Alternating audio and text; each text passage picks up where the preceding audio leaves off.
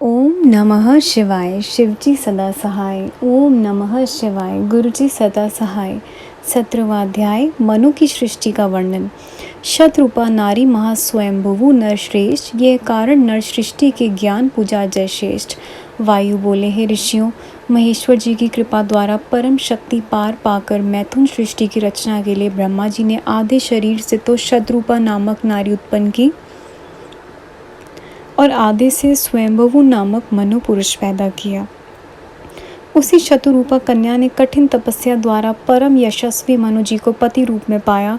इन दोनों ने मिलकर मैथुन द्वारा प्रियव्रत, उतानपाद नामक 2 श्रेष्ठ पुत्र तथा आकुति, देवहूति, प्रसूति नाम की 3 कन्याएं पैदा की। स्वयंभुवु मनु जी ने दक्ष को प्रसूति विवाह दी और आकुति प्रजापति रुचि को विवाह दी। रुचि द्वारा आकुति से यज्ञ पुरुष तथा दक्षिण नामक 2 युगल पुत्र पैदा हुए। प्रसूति से दक्ष प्रजापति श्रद्धा, लक्ष्मी, धृति, पुष्टि, तुष्टि, मेधा, क्रिया, बुद्धि, लज्जा, वपु, शांति, सिद्धि, कीर्ति, ख्याति, सती, संभूति, समृद्धि, प्रीति, क्षमा, सन्नति, अनुसूया, ऊर्जा, स्वाहा, स्वाधा नामों वाली 24 कन्याएं पैदा की।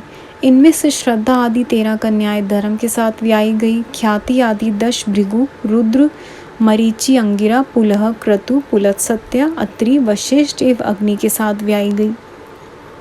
बाकी ऊर्जा आदि 3 पितरों को समर्पित हुई। धर्म ने श्रद्धा आदि पुत्र पैदा किए। अधर्म ने हिंसा नामक पत्नी से अधर्म लक्षण वाले वाण, दुखोंतर, निकृति आदि पुत्र पैदा किए।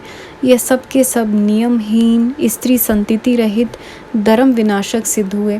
दक्ष प्रजापति की पुत्री सती जी ने रुद्रदेव को पति पाकर अपने पिता के यज्ञ में पिता का अपमान ना सहन कर पिता माता आदि कुटुंबियों की निंदा करके योगाग्नि में अपना शरीर भस्म कर दिया।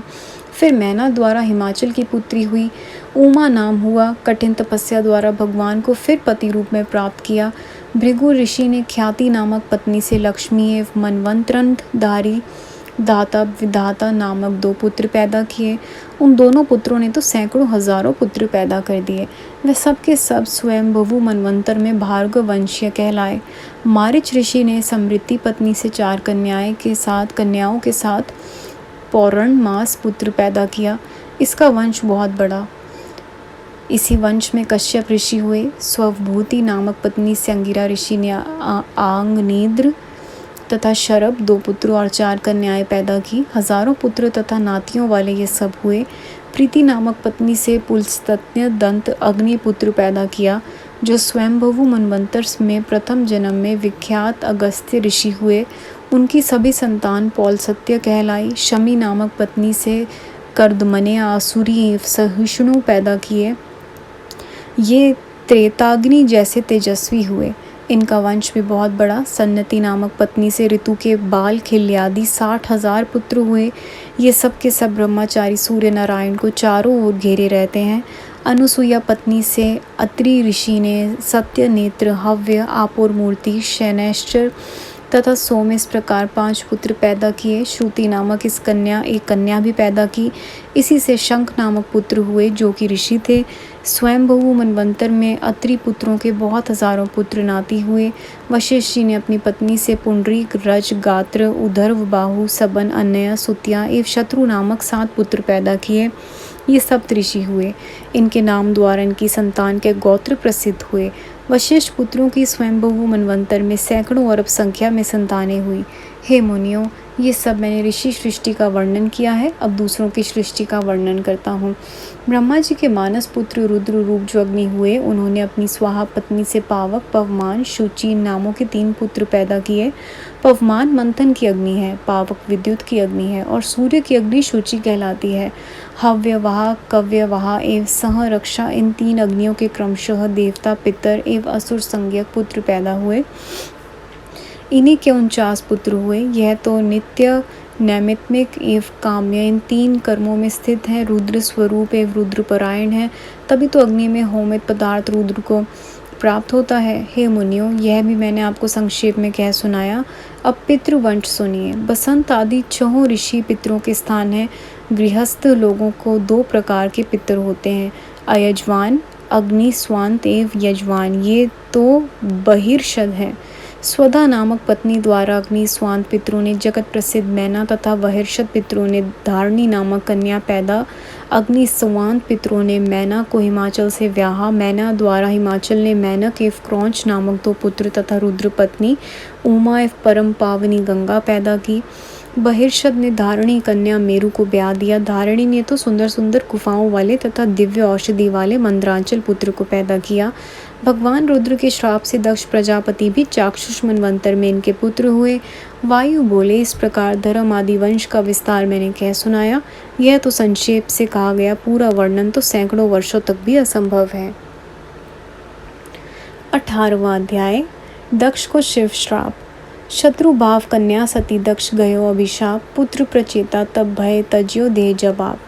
मुनि बोले, हे वायुदेव, रुद्र भार्या दक्ष नंदिनी सती भगवती ने दक्ष से उत्पन्न अपना शरीर तो यज्ञ में भस्म कर दिया, फिर किस कारण से हिमाचल के घर जन्म लिया और दक्ष प्रजापति ने शिव निंदा क्यों की, फिर शिव श्राप से दूसरा जन्म पाया, यह आख्यान अब कृपा करके हमें सुनाइए। वायु बोले, हे ऋषिगण सुनिए। एक बार देवता, दैत्य, सिद्ध, मुनि आदि शिव दर्शन के लिए हिमालय के शिखर पर पहुंचे। वहां जाकर दर्शन किए। उस समय भगवान देवी सती के साथ दिव्य सिंहासन पर विराजमान थे। ठीक उसी समय देवताओं को साथ लिए अपनी कन्या तथा भगवान शंकर को देखने के लिए दक्ष भी आ पहुंचे। उस समय भगवती सती को अपने पिता के आगमन का ध्यान नहीं रहा। इतना देखकर दक्ष को क्रोध आ गया। केवल अपनी पुत्री द्वारा सम्मान न होने के कारण वह अज्ञानी अपनी कन्या का शत्रु बन गया। इसी कारण भगवान शंकर को तथा कन्या को यज्ञ में निमंत्रित नहीं किया। अन्य सभी कन्या तथा दामादों को बुलवा दिया। नारद जी किसी कारण उस समय कैलाश पर पहुंचे। दक्ष के यज्ञ का, सती जी को सभी बहनों को निमंत्रित करने का सभी वृतांत भगवान शंकर तथा सती को सुनाया। तब दक्ष के यहाँ जाने की आज्ञा सती भगवती ने आग्रह के साथ भगवान शिव से प्राप्त कर ली। नंदी गण पर सवार होकर वहां पहुंच गई। यज्ञ में सती को आया देखकर दक्ष के क्रोध का पारा चढ़ गया। कुछ भी उसका सम्मान नहीं किया। उस समय सती जी ने अपने सम्मान तथा शिव जी को ना बुलाकर यह देखकर नम्रता के साथ पिता दक्ष से कहा, हे पिताजी, मैं तो आपकी बड़ी कन्या हूँ, मुझे अपने यज्ञ में निमंत्रित क्यों नहीं किया? क्या बड़ी कन्या को एकदम भुला बैठे? ब्रह्मा आदि देवता, दानव, मानव, ऋषि, मुनि सभी आपके इस यज्ञ महोत्सव में आ गए हैं। उन सबका यथेष्ट पूजन भी हुआ, किंतु भगवान शंकर को तुमने पूछा तक नहीं, जो कि सभी चराचर के स्वामी हैं। इससे तो तुमने उनका अपमान किया है। ये अच्छा नहीं हुआ। इतना सुनकर क्रुद्ध हुए दक्ष ने कहा, मेरी अन्य सभी कन्याएं सुपात्र एवं पूजनीय हैं, उन सब के पति भी पूजनीय हैं, केवल तू ही अयोग्य एवं अपूजनीय है, क्योंकि रुद्र तुम्हारा पति तमोगुणी आलसी निरुद्यमिनी है। इसी कारण तू भी वैसी ही बन गई है, तभी तो तुम दोनों का सम्मान नहीं हुआ। यह सुनते ही भगवती को क्रोध आ गया। तब सभी सभासदों के सामने बोली, तूने बिना अपराध मेरे पूज्य पतिदेव को बुरे शब्दों से अपमान किया है। इस कारण तू दंडनीय है, क्योंकि विद्या के चोर, गुरु निंदक, शिवद्रोही दंडनीय हुआ करते हैं। तुम शिव निंदक हो, इसलिए तुम्हारे कुल का विध्वंस होगा। यह कहकर जगदम्बा सती जी ने अपना शरीर उसी यज्ञ में योगाग्नि द्वारा भस्म कर दिया। हे ऋषियों, ठीक उसी अवसर पर पुत्री पाने के हेतु हिमालय राज तपस्या कर रहे थे। उनकी तपस्या सफल करने के हेतु जगदम्बा ने वहां जाकर जन्म लिया। इधर सती जी के देह त्यागने का सभी वृतांत भगवान शंकर को ज्ञात हो गया। तब क्रोध में आकर शंकर जी ने दक्ष तथा भृगु आदि सभी ऋषियों को श्राप दे दिया। इस दक्ष ने केवल मेरी पत्नी होने के कारण मेरी प्रिया सती देवी का इस दक्ष ने केवल मेरी पत्नी होने के कारण मेरी प्रिय सती देवी का अपमान किया है। इसलिए वह दक्ष चाक्षुष मनवंतर में प्रचेता का पुत्र होकर जन्मे, और जिन जमाइयों का दक्ष ने सम्मान किया है वह अयोनिजित होते हुए भी योनि द्वारा जन्म पावे। हे मुनियों, भगवान रुद्र के इस प्रकार के श्राप से ब्रह्मापुत्र दक्ष का शरीर छूटकर पृथ्वी पर गिर पड़ा। उसके बाद वह चाक्षुष मनवंतर में प्राचीन महर्षि शद का पौत्र एवं प्रचेता का पुत्र होकर जन्मा। इसी प्रकार भृगु आदि ऋषि तथा उसके जमाई भी वैवस्वत मनवंतर में यज्ञ में आकर वरुण देवधारी पैदा हुए। संगत जी, अध्याय यहाँ समाप्त होता है। गुरुजी, संगत जी, यहाँ तक आने में कैसे भी कोई भी जाने में भूल हुई हो प्लीज़ माफ़ करिएगा। अगला अध्याय हम अगली वीडियो में सुनेंगे। ओम नमः शिवाय, शिव जी सदा सहाय। ओम नमः शिवाय, गुरुजी सदा सहाय। थैंक यू गुरुजी, थैंक यू संगत जी। जय गुरुजी महाराज।